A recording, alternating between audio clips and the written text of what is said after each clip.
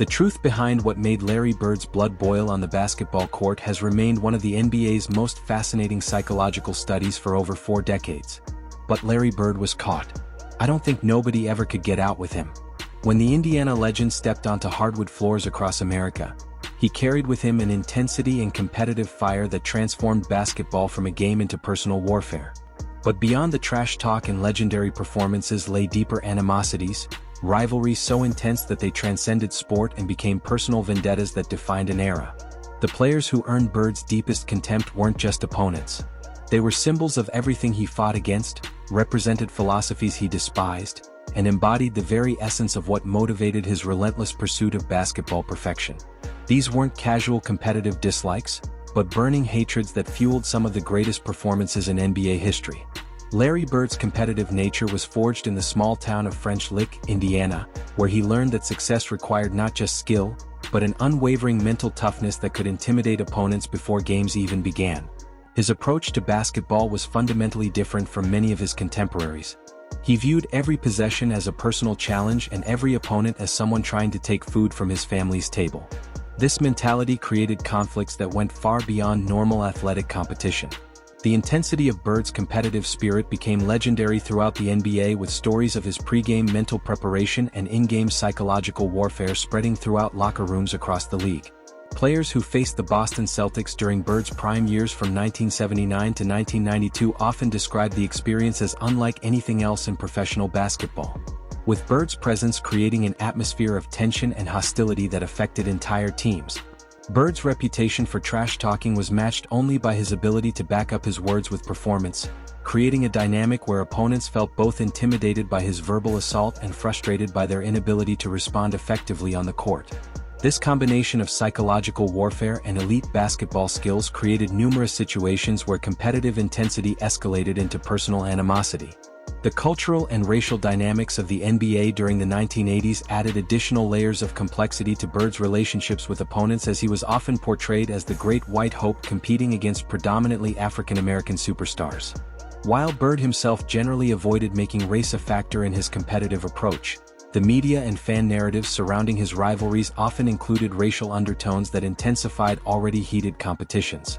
Questions arise about how Bird's small-town Indiana background and blue-collar work ethic clashed with players who represented different cultural backgrounds and approaches to professional basketball.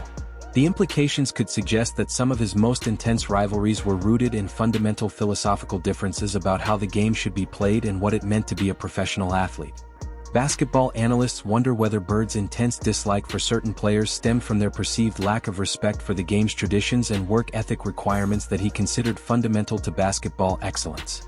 Some observers note that the players who seemed to irritate Bird most were those who appeared to take their talents for granted or who didn't demonstrate the level of preparation and intensity that Bird considered essential.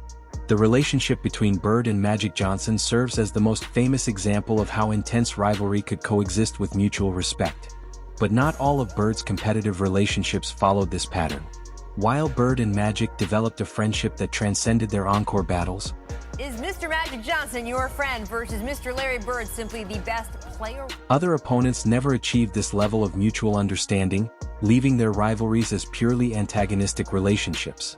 The Detroit Pistons represented everything that Bird despised about basketball during the late 1980s, when their physical style of play and psychological intimidating tactics challenged the traditional notions of basketball skill and sportsmanship that Bird had grown up respecting. The Bad Boys Pistons deliberately cultivated an image of toughness and intimidation that conflicted with Bird's belief that basketball should be won through skill, intelligence, and mental toughness rather than physical intimidation. Isaiah Thomas, as the leader of the Detroit Pistons, became the primary symbol of this philosophical conflict.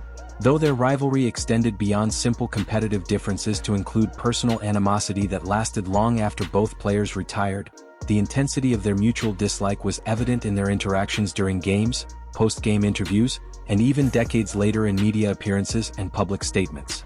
Bill Lemire's role as the Pistons' enforcer and primary antagonist made him a natural target for Bird's competitive fury, with their confrontations representing some of the most heated moments in NBA history. Laimbeer's deliberate attempts to provoke opponents and his willingness to use physical play to gain competitive advantages directly challenged Bird's approach to basketball competition. The Pistons' team-wide approach to psychological warfare and physical intimidation created situations where Bird felt compelled to respond not just as an individual competitor, but as a defender of basketball's traditional values and competitive standards. This dynamic elevated their rivalry beyond personal competition to represent broader conflicts about how professional basketball should be played. Sports psychologists note that Bird's hatred for the Pistons was likely intensified by their success in preventing his Celtics teams from reaching the NBA Finals during what should have been peak years for Boston's championship runs. Larry Bird would shoot it anywhere. If you think about how many times he won a championship. The combination of personal animosity and competitive frustration created a perfect storm of hatred that defined one of the NBA's most intense rivalries. Dennis Rodman's emergence as one of the NBA's most controversial and unpredictable players created immediate conflict with Bird's traditional approach to professionalism and team basketball. Rodman's deliberate cultivation of an outrageous public persona and his in-court antics represented everything that Bird believed was wrong with the direction of professional basketball. The philosophical differences between Bird and Rodman extended beyond basketball to include fundamental disagreements about the responsibilities of professional athletes and the importance of maintaining traditional standards of behavior and appearance. Bird's conservative Indiana values clashed directly with Rodman's rebellious and attention-seeking approach to celebrity and professional sports. Rodman's incredible rebounding ability and defensive skills made him impossible to dismiss as merely a sideshow, which likely increased Bird's frustration with his behavior and public persona. The fact that Rodman could back up his antics with elite basketball performance created a dilemma for traditionalists like Bird, who wanted to criticize his behavior, but couldn't deny his basketball effectiveness. The psychological games that Rodman played with opponents, including deliberate attempts to distract and provoke, represented a form of mental warfare that Bird found distasteful and contrary to his belief that basketball battles should be won through skill and competitive intensity rather than theatrical distractions.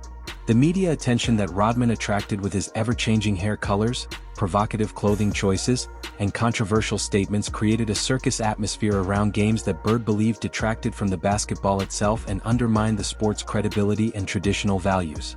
One has to wonder if Bird's dislike for Rodman was intensified by the younger player's obvious intelligence and basketball knowledge, which made his theatrical behavior seem like a deliberate choice to mock the game's traditions rather than simple immaturity or lack of understanding.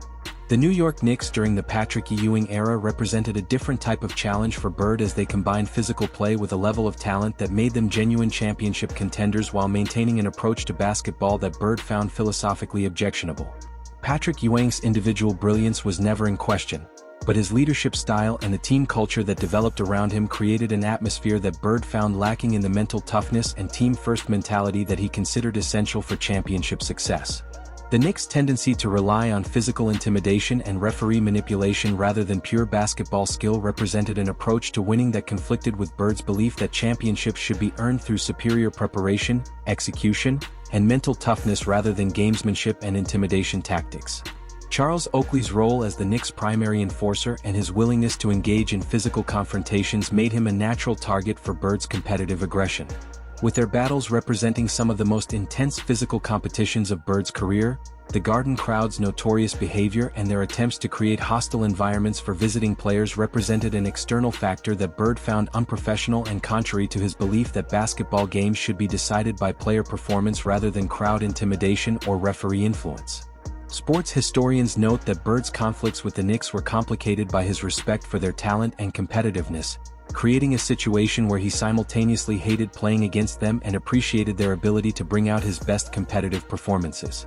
Larry Bird was the coldest talker ever, and he bagged it up because he was so cold. The Atlanta Hawks during Dominique Wilkins' prime years presented Bird with a unique challenge as Wilkins possessed the individual talent to match Bird's offensive capabilities while representing a style of play that Bird found frustrating and contrary to winning basketball principles. Dominique Wilkins' incredible athletic ability and highlight reel dunking made him a fan favorite and media darling. But his team's consistent inability to achieve playoff success, despite his individual brilliance, represented everything that Bird believed was wrong with prioritizing individual statistics over team accomplishments. The contrast between Bird's methodical team-oriented approach and wild spectacular, but sometimes inefficient style created natural tension between two players who were often compared in terms of individual scoring ability and offensive impact. Bird's frustration with the media and fan attention that Wilkins received despite his team's lack of playoff success likely intensified his competitive dislike for a player who represented the growing emphasis on individual highlights and statistics rather than championship achievements. The Hawks' organizational culture during the Wilkins era, which seemed to prioritize entertainment value and individual performance over championship building, conflicted with Bird's belief that professional basketball teams would be constructed and operated with winning championships as the primary objective. The personal nature of the Bird-Wilkins rivalry was evident in their individual matchups where both players seemed to elevate their games specifically to outperform each other, creating some of the most memorable scoring duels in NBA history while maintaining an underlying tension that went beyond normal competitive intensity. Questions arise about whether Bird's dislike for Wilkins was intensified by their similar roles as primary offensive weapons for their respective teams, creating a direct comparison that highlighted their different approaches to leadership and team building. The Philadelphia 76ers represented a complex source of frustration for Bird as they combined legitimate championship talent with what he perceived as underachievement and lack of mental toughness that prevented them from reaching their full potential. Julius Erving's incredible talent and professional demeanor earned Bird's respect as a player, but the 76ers' organizational culture and team chemistry issues created an environment that Bird found professionally frustrating and philosophically objectionable. Moses Malone's dominant interior presence and work ethic aligned with Bird's values, but the team's overall approach to consistency and preparation seemed to fall short of Bird's standards for championship-level professionalism and dedication. The 76ers' tendency to rely on individual talent rather than systematic team basketball represented an approach that Bird found inherently flawed and unlikely to produce sustained championship success. Despite their 1983 NBA championship victory, NBA champions, the team dominated the Dallas Mavericks in the NBA Final. Charles Barkley's emergence as the 76ers' primary star brought a new dynamic to the rivalry as his outspoken personality and controversial statements created additional sources of conflict beyond pure basketball competition. The Philadelphia fans' notorious behavior and their hostile treatment of visiting players represented an environmental factor that Bird found unprofessional and contrary to his belief that basketball should be about player competition rather than external intimidation factors. Bird's respect for individual 76ers players was often overshadowed by his frustration with their team's organizational culture and their failure to maximize their considerable talent through proper preparation, teamwork, and mental toughness. The Washington Bullets presented a different type of challenge for Bird as they represented mediocrity and lack of competitive fire that he found more personally offensive than talented teams that simply played differently than his preferred style. The Bullets' organizational culture during much of Bird's career seemed to accept losing and mediocrity as acceptable outcomes, which conflicted fundamentally with Bird's belief that every professional basketball team should be striving for championship excellence regardless of their talent level or competitive circumstances.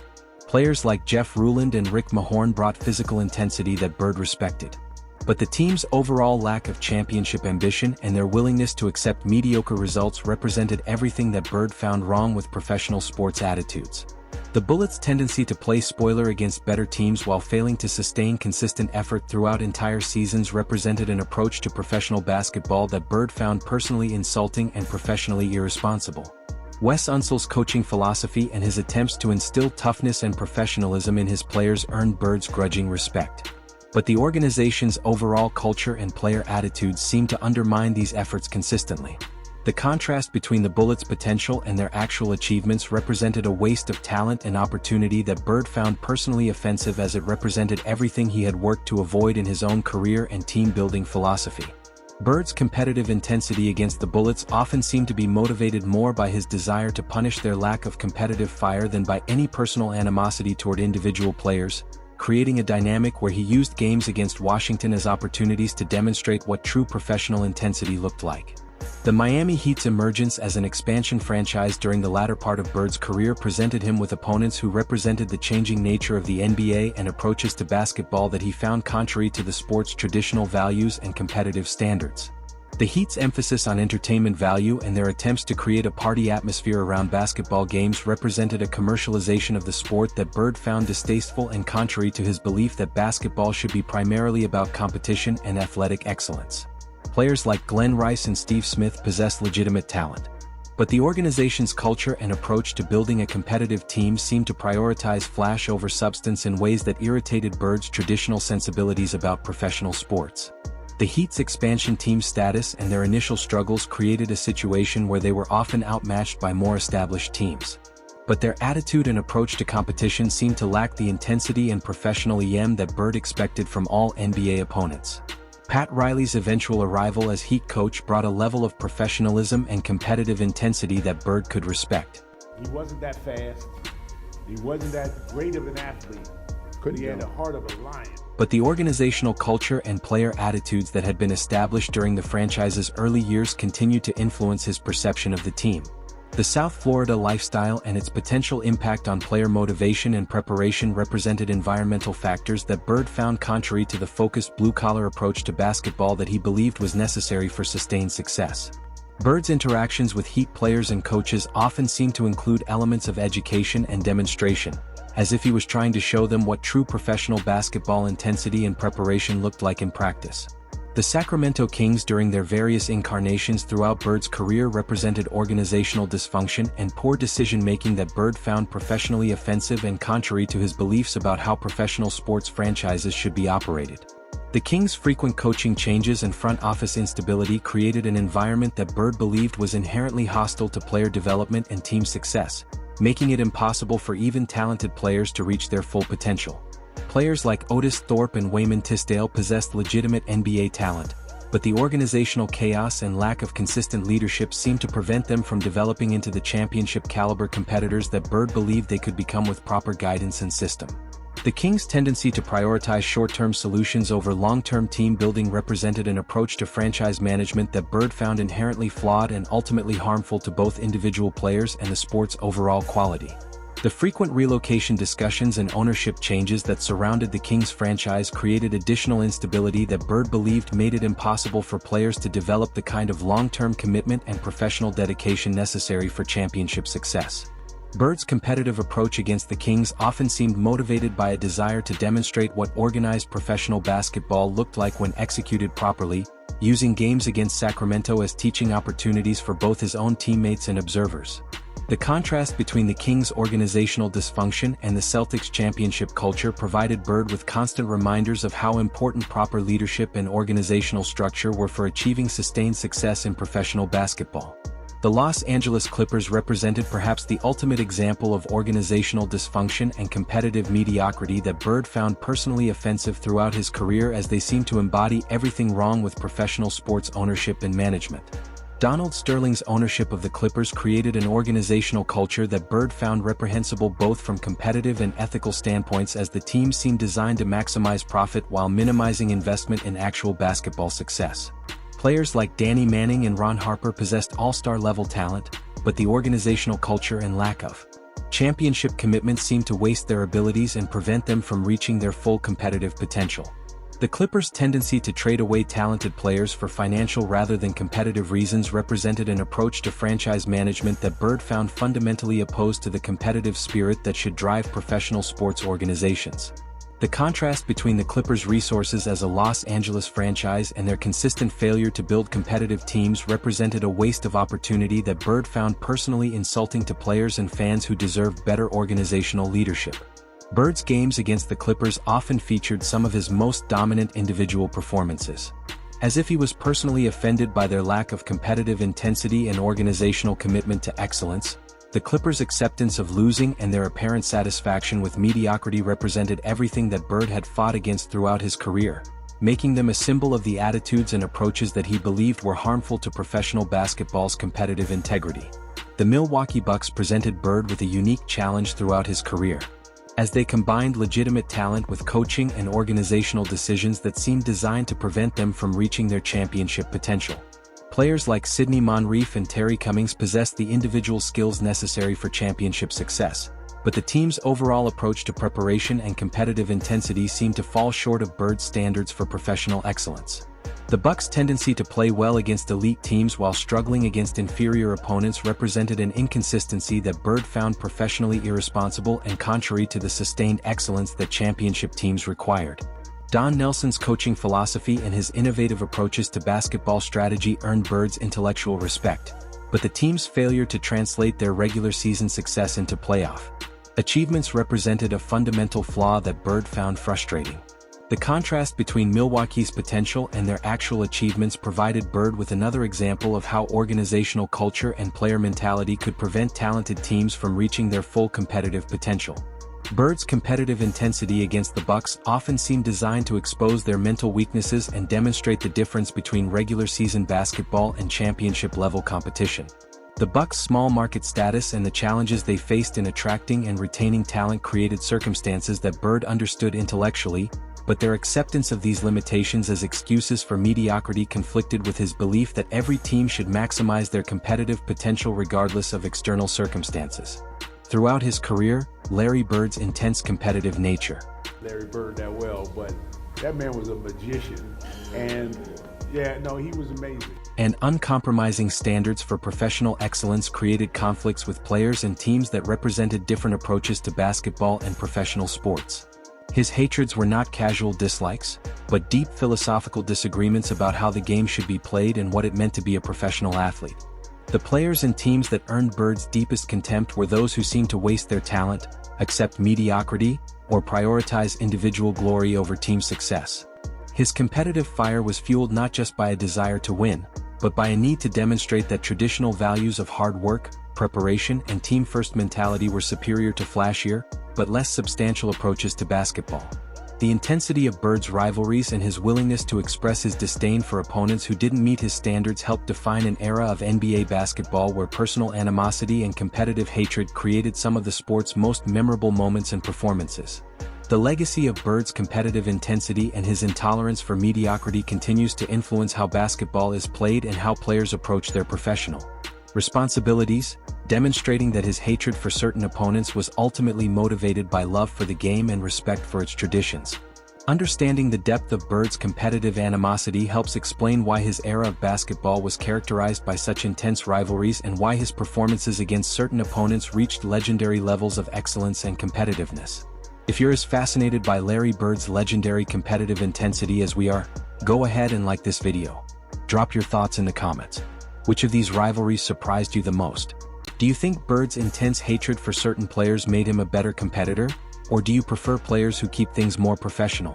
We want to hear your perspective on how personal animosity affects athletic performance. Then hit subscribe and click the bell so you don't miss our coverage of basketball's greatest rivalries and the psychology behind legendary competitors. Thanks for watching.